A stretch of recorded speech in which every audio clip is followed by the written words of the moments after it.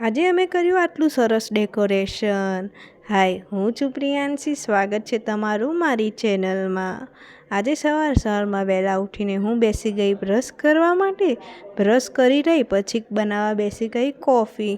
Coffee કેમ બનાવી હશે? આજે હતો ઉપવાસ એટલે બેસી ગઈ કોફી અને વેફર લઈને।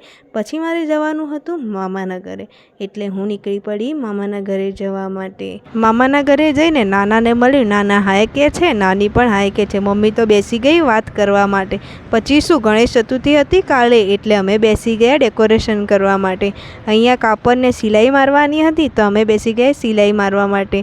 પછી મામી પાછળ સિલાઈ કરે છે અને હું વિડીયો ઉતારું છું। પછી સિલાઈ વધારે પડી ગઈ તો પછી અમારે કરવાનું હતું કટિંગ, તો કટિંગ કરવા બેસી ગયા નાના મામી ને મોટા મામી બંને।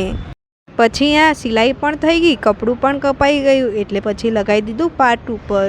પછી અહીંયા જો પપ્પુ ઈંટ ઘસે છે।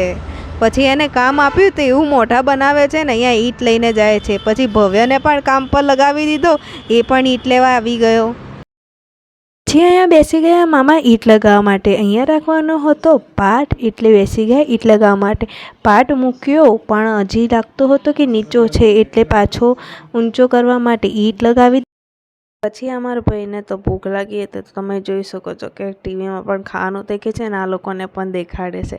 પછી મામા તારીફ કરે છે કે કેટલું સરસ ડેકોરેશન કર્યું છે।